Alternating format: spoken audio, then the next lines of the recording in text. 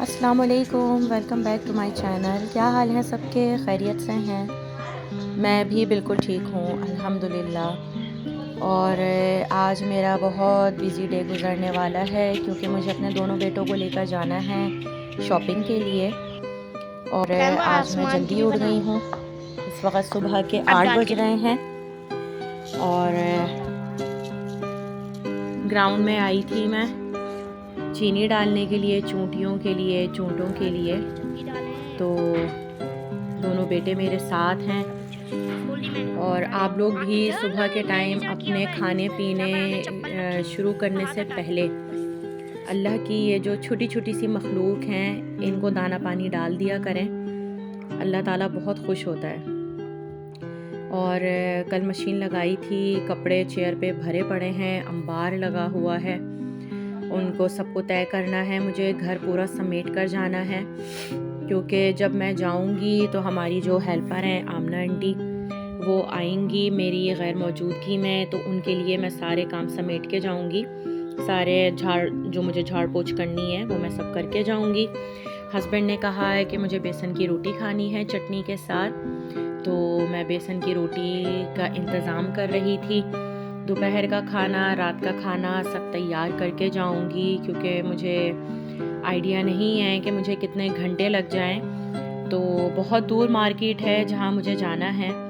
और आज मुझे दोनों बेटों को लेके जाना है। नवंबर चल रहा है लेकिन सर्दी का कोई अता पता नहीं है कराची में। जो लोग कराची में रहते हैं उनको बड़ी अच्छी तरह पता होगा कि नवंबर का मिड आ गया है और सर्दी का कोई अता पता नहीं है।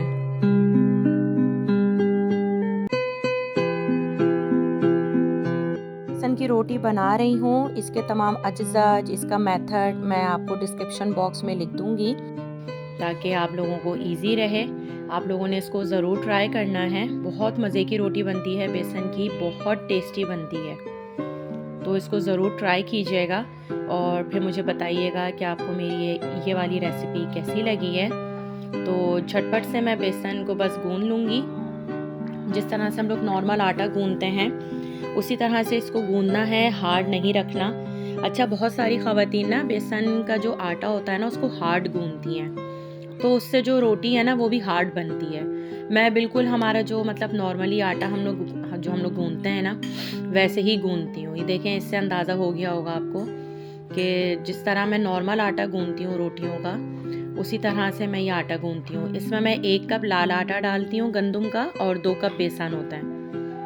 जो 2 कप हैं वो बेसन के होते हैं और 1 कप लाल आटा होता है। उसके हिसाब से मैं इसमें सारे स्पाइसेस डालती हूँ। मैं सब कुछ जो है ना डिस्क्रिप्शन में लिख दूँगी ताकि आप लोग वहाँ से देख सकें।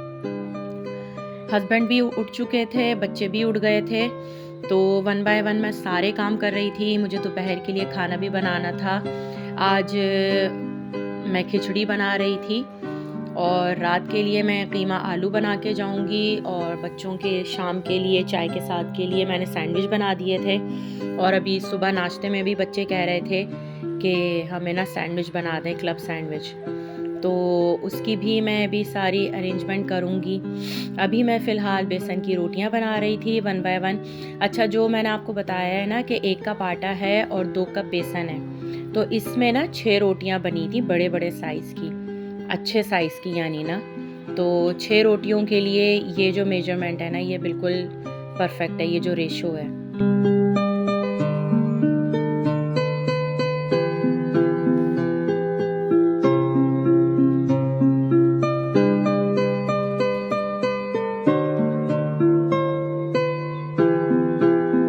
अच्छा, इसमें एक बात का ख्याल मैं रखती हूँ कि जब मैं रोटी बेल रही होती हूँ ना तो मैं बहुत कोशिश करती हूँ कि खुश्की कम से कम लगाऊँ, चाहे वो ये बेसन की रोटी हो चाहे वो हमारे लाल आटे की रोटी हो। उससे होता ये है कि हम जितना मतलब खुश्की लगाते हैं ना पेड़े पर, चिंगेर पर, तो रोटी ना हम जब सेक रहे होते हैं, हम उसको पका रहे होते हैं ना, तो वो सूखी भी बनती है।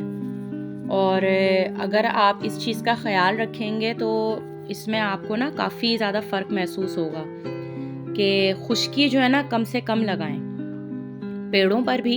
अच्छा, बहुत सारी जो है ना वो ख़वातीन हैं जब वो रोटी बेल रही होती है ना, चिंगेर बनाने के बाद जब वो रोटी बेलना शुरू करती हैं तो 1-2 दफ़ा बेलने के बाद ना उसको खुश्की में ज़रूर घुमाती हैं। तो कोशिश करें कि खुश्की में ना घुमाएं, उसको बेलें इस तरह से कि आपकी रोटी ना चिपके नहीं। बार बार उसको मतलब पलटते रहें, तो उससे ना रोटी बहुत सॉफ्ट बनती है और फूलती भी है। बनिस्बत ये है कि अगर हम उसमें बार बार खुश्की लगाएंगे ना तो रोटी फूलती नहीं है और कड़क भी बनती है। बस अब मैं इस तरह से 1 बाय 1 सारी रोटियां तैयार कर लूँगी। अच्छा, बेसन के साथ जब हम रोटी बनाते हैं ना, बेसन की रोटी, तो वो थोड़ी सी ना अंदर से मतलब ड्राई फॉर्म में होती है ना, तो उसका हल ये है कि एक तो आपने ना बेसन की रोटी के आटा जब आप गूंद रहे हैं तो उसमें आपने घी ऐड करना है, और ऊपर से भी जैसे हम लोग पराठा बनाते हैं ना तो उसमें हम जितना घी लगाते हैं उतना ही घी हमें बेसन की रोटी में लगाना होता है, तब जाके ये सॉफ्ट है। वरना बहुत ज़्यादा ना हार्ड बनती हैं बेसन की रोटियाँ, मोस्टली जो है ना बेसन की रोटियाँ हार्ड बनती हैं। तो ये छोटी छोटी सी टिप्स मैं आपके साथ शेयर कर रही हूँ, आपने इसको फॉलो करते हुए नेक्स्ट टाइम बनानी है बेसन की रोटियाँ, और मुझे बताइएगा कि आपको मेरी ये टिप्स कैसी लगी हैं, और मुझे दुआओं में भी याद रखिएगा। तो ये मैंने सारी रोटियां बना ली थी, 6 रोटियां बनी थी। इसको आप बेसन का पराठा कह लें, बेसन की रोटी कह लें। तो मैं और मेरे हस्बैंड नाश्ता करने बैठ गए थे क्योंकि अभी महानूर नहीं उठी थी सो के, और हस्बैंड को लग रही थी भूख और मुझे भी भूख लग रही थी। मुझे बहुत सारे काम करने थे, कपड़े समेटने थे, मुझे खिचड़ी बनानी थी, कीमा आलू बनाना था, क्लब सैंडविच बनाने थे, फिर हमें जाना भी था। तो झाड़ पोछ भी सारे घर की करनी थी मुझे हेल्पर के आने से पहले। तो मैंने इसलिए अपने हस्बैंड के साथ ही नाश्ता कर लिया, और ट्रस्ट मी इतने मज़े की बेसन की रोटी लग रही थी इस चटनी के साथ, जो मैं हरे मसाले की चटनी बनाती हूँ। आपको मैंने 2 बार इसकी रेसिपी शेयर की है। अब मैं आ गई थी, नाश्ते से फ़ारिग हो गए, अल्हम्दुलिल्लाह पेट भर गया था, अल्लाह ताला ने पेट भरवा दिया हमारा। अब मैं जो है ना तैयारी कर रही थी खिचड़ी की। तो बहुत कम क्वांटिटी मैं लेती हूँ मूंग की दाल की, और उसकी समझें ट्रिपल क्वांटिटी जो है ना वो मैं लेती हूँ मसूर की दाल। तो बस वो मैंने अपने चावलों के हिसाब से दाल लेके और उसको मैंने वॉश कर लिया था बहुत अच्छी तरह। अच्छा, जब मैं दाल वॉश कर रही होती हूँ ना तो मैं उसको मसलती हूँ हाथों से, क्योंकि उस पर मिट्टी भी जमी हुई होती है, कचरा चिपका हुआ होता है। तो इसलिए मैं 3 से 4 पानी निकालती हूँ दाल के ना, उसको मैं मसलती रहती हूँ ताकि दाल बिल्कुल साफ़ हो जाए और जो भी मिट्टी गर्द वगैरह है वो सब उस पे से हट जाए। तो 3 से 4 पानी निकालने के बाद इसको मैंने ढक के रख दिया था।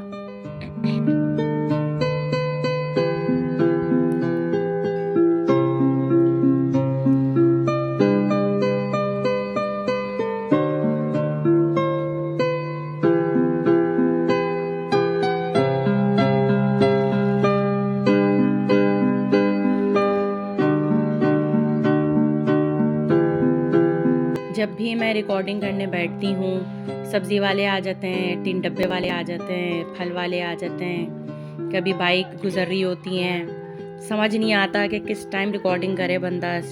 रात के 3 से 4 बजे का टाइम होता है वरना बड़ी ही मुश्किल होती है रिकॉर्डिंग करने में। Anyways, it is a part of life. अब मैं कर रही थी तैयारी कीमा आलू की, तो उसके लिए मैंने फटाक से प्याज भी छील ली थी और इनको वॉश करके मैंने काट लिया था, और कीमा मैंने चढ़ा दिया था। बच्चों के लिए मुझे अभी क्लब सैंडविच भी बनाने थे, उनके मैंने सर में तेल वेल लगा के छोड़ दिया था। और मंडे से पेपर्स हैं बच्चों के, तो इसलिए आज मैंने सोचा था कि मैं आज इनकी फ़ाइनल शॉपिंग करा दूँगी। बट हमें जो है ना मार्केट में तकरीबन 4 घंटे लग गए थे। एक तो जाने का बहुत लंबा रास्ता, और फिर वहाँ पे इतना रश था। लेकिन जब हम पहुँचे हैं ना तो काफ़ी दुकानें बंद थी, क्योंकि हम ना जल्दी निकल गए थे, हमें आइडिया ही नहीं था। तो इसलिए हम ना काफ़ी दुकानें बंद थी, लेकिन अल्लाह का शुक्र है जो दुकानें खुली थी उनसे ही हमने शॉपिंग कर ली, और अल्लाह का बड़ा करम है कि बहुत अच्छी शॉपिंग करवा दी अल्लाह ताला ने, बहुत अच्छे कपड़े मिल गए हमें। तो मैं आपको दिखाऊंगी अभी। अब मैं अभी आलू छील रही थी। अच्छा, ये मैं आलू लेकर आई ना तो इसमें एक ना बिल्कुल ग्रीन कलर का आलू आया था, अच्छा, डॉक्टर्स जो है ना ये ग्रीन आलू इस्तेमाल करने को मना करते हैं। आप लोग भी इस चीज़ का ख्याल रखें। ये जो कच्चा आलू होता है ना, ये देखें कितना ज़्यादा ग्रीन है। ऊपर से तो छिलका बिल्कुल सही था इसका, लेकिन जब मैंने इसको पील ऑफ किया तो ये अंदर से इतना ज़्यादा ग्रीन निकला था। तो ये इंतहाई जो है ना मतलब ख़तरनाक होता है। तो अगर इस तरह का आलू कभी आप लोगों के पास आ जाए तो इसको ना ज़ाया कर दें। तो खिचड़ी मैंने तैयार कर ली थी अल्हम्दुलिल्लाह। तो अब मैं बना रही थी बच्चों के लिए क्लब सैंडविच। अच्छा, महानूर घर पर ही थी क्योंकि महानूर का वहाँ काम नहीं था। वो जेंट्स मार्केट थी, मर्दाना मार्केट, तो वहाँ पे महानूर का काम नहीं था और मुस्तफ़ा हाशिर के कपड़े लेने थे मुझे। महानूर के पेपर्स भी चल रहे हैं, तो इसलिए महानूर ने कहा कि मैं घर पर ही रहूँगी, आप लोग चले जाएं। तो हम बाइक पे चले गए थे। तो फिर महानूर के लिए मैं सैंडविच बना के घर पे छोड़ गई थी, बच्चों के लिए ले गई थी और एक एक सैंडविच इन्होंने अभी नाश्ते में खा लिया था। फिर उसके बाद जो थोड़ा बहुत टाइम बचा था मेरे पास, जिसमें मैंने अपने काम निपटाए हैं, तो मैंने इनको पढ़ने के लिए बिठा दिया था। अच्छा, ये मैं जो चिकन तैयार कर रही हूँ ना, ये मैं तैयार कर रही हूँ टिक्का फ्लेवर में। तो इसकी रेसिपी भी मैं आपको डिस्क्रिप्शन बॉक्स में जो है ना मैं आपको दे दूँगी। तो आप इसके जब क्लब सैंडविच बनाएं तो इसी ही रेसिपी से बनाइएगा, बहुत टेस्टी बनते हैं। बस चिकन को मैरिनेट करके मैंने 10-15 मिनट के लिए रख दिया था। उसके बाद फिर मैंने देगची में ऑयल लिया है। ये तकरीबन 1 पाव से ना ज़्यादा थी, यूँ समझ लें 1.5 पाव चिकन थी। तो 1.5 पाव चिकन के लिए मैंने 4 टेबल स्पून ऑयल लिया था। बहुत ज़्यादा ऑयल इसमें नहीं जाता। और चिकन डाल के जो प्याले में मसाला वगैरह उसमें था लगा हुआ, वो भी मैंने पानी डाल के उसको निकाल लिया था। और इसका हमें ना बिल्कुल पानी ड्राई करना है। तो पानी बिल्कुल ड्राई हो गया था, इसको मैंने थोड़ा सा भून लिया था मसाले को ऑयल में। और उसके बाद मैंने इसको ठंडा होने के लिए रख दिया था। जब ये कम्प्लीटली रूम टेम्परेचर पर आ गई थी चिकन, उसके बाद मैंने इसको चॉपर में चॉप कर लिया था। अच्छा, इसमें ना 1 बाइट आपने छोड़ना है चिकन को जब आप बनाएंगे। तो अभी ये थोड़ी ना मेरे पास मतलब बड़े पीस की चिकन थी, तो मैंने वैसे ही डाल दी, छोटे पीस मैंने नहीं किए। तो अब ये बिल्कुल सही चॉप हो गई थी जैसी मुझे चाहिए थी। तो इसको मैंने बाउल में निकाल के, अच्छा 1.5 पाव में ना तकरीबन, जैसे ये 1.5 पाव के करीब चिकन थी, तो इसमें ना तकरीबन ½ कप मैंने मायोनीज का ऐड किया था। ½ कप मायोनीज़ मैंने डाली थी और इसको अच्छी तरह से मिक्स करके और इसको मैंने साइड पे रख दिया।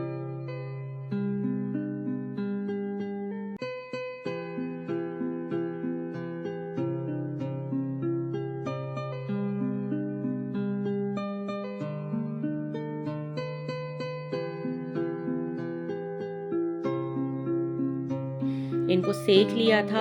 अच्छा, कोई ऐसे ना मतलब हार्ड एंड फास्ट रूल नहीं है कि आपने ग्रिल पैन में ही इसको सेकना है, बस इसकी ना थोड़ी सी खूबसूरती आ जाती है, लुक वाइज सैंडविच अच्छे लगते हैं। दूसरे पैन में मैंने एग फ्राई कर लिए थे फेंट कर। तो सारे फ्राइज़ मैंने तकरीबन ये 12 स्लाइस मैंने सेक लिए थे और 3 एग मैंने तैयार कर लिए थे, क्योंकि मैं 3-3 लेयर में जो है ना सैंडविच बना रही थी, तीनों के लिए अलग अलग। तो एक ही साथ मैंने अपने चॉपिंग बोर्ड पे ना तीनों को तैयार कर लिया था।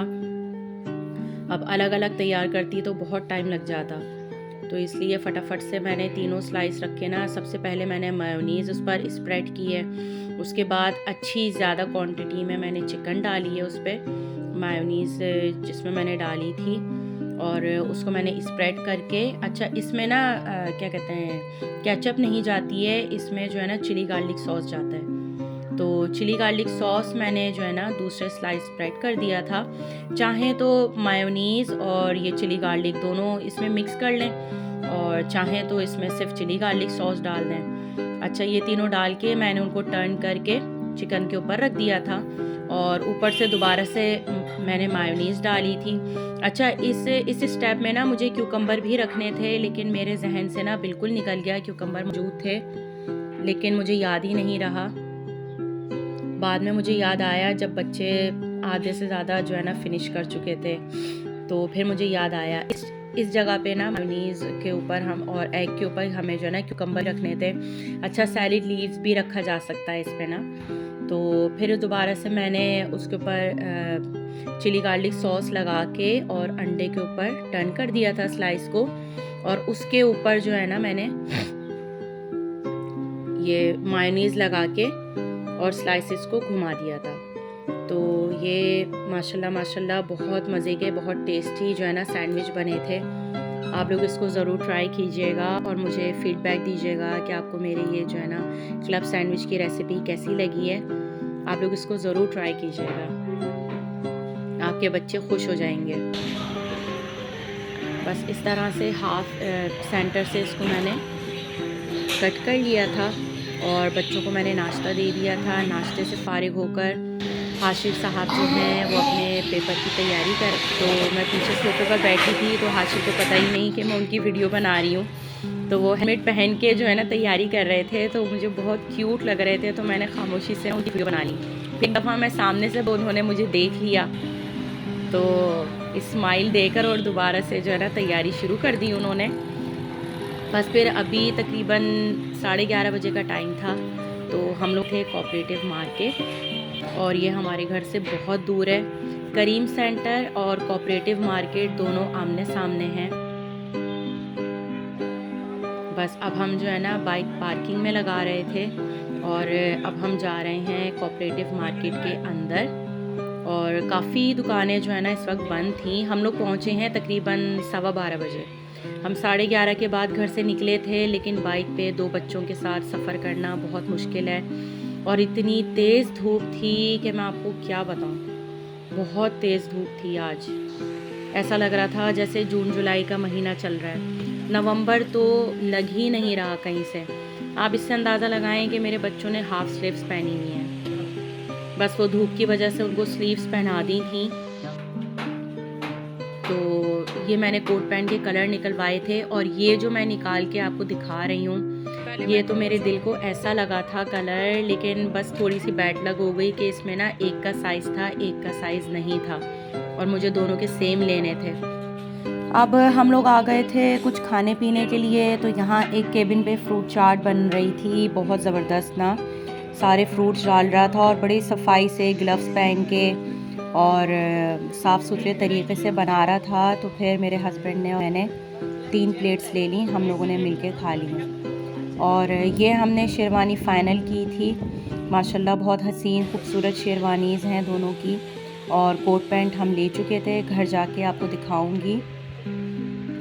और भाई बहुत ज़्यादा हाई फाई रेट हो गए हैं सब चीज़ों के, बहुत ज़्यादा प्राइजेस बताए थे इन्होंने, लेकिन अल्हम्दुलिल्लाह बहुत रीज़नेबल प्राइस में हम लोगों ने चीज़ें ले ली थी। तकरीबन 4:15 बज रहे थे अभी और असर हो रही थी, तो हमारा बस बैंड बज गया था, बच्चे बेहाल हो चुके थे चल चल के। अब हम जा रहे थे घर और अभी बच्चों के शूज़ वगैरह, सलीम शाही, ये सब चीज़ें रह गई हैं, वो हम बाद में लेंगे क्योंकि बहुत देर हो गई थी। महानूर भी बहुत परेशान हो रही थी, बेचारी अकेली थी। तो बस अब हम पार्किंग में आ गए थे बाइक निकालने के लिए और अब हम इंशाअल्लाह ताला खैर वाफ़ियत के साथ घर के लिए निकल रहे हैं। घर पहुंच के फिर मैं आपको दिखाऊंगी कि मैंने कौन सी शेरवानी और कौन से कलर में कोट पैंट लिया है। ये इनको ज़रा सा भी पता चल जाए हाशिर को तो ये फ़ौरन से इनकी ना बत्ती सी निकल आती है कि मम्मा वीडियो बना रही हैं। तो अल्हम्दुलिल्लाह खैर वाफ़ियत के साथ हम लोग घर आ गए थे। तो ये है शेरवानी दोनों बेटों की और माशाल्लाह बड़ा ख़ूबसूरत सा कलर है। इसके साथ चूड़ीदार पजामा है। इनके साथ अभी मुझे लाइट गोल्डन कलर में सलीम शाही ख़रीदने हैं या खुद से जो भी मिल गए वो ले लेंगे। ये दोनों बेटों के कोट पैंट हैं, 3 पीस सूट है ये और इंक ब्लू कलर में है। शॉपर में इतना पता नहीं चल रहा होगा बट इंशाल्लाह बहुत अच्छे लगेंगे, आपको मैं दिखाऊंगी। तो मेरे चैनल को सब्सक्राइब कर लीजिए, वीडियो को लाइक एंड शेयर कर दीजिए। अल्लाह हाफ़िज़।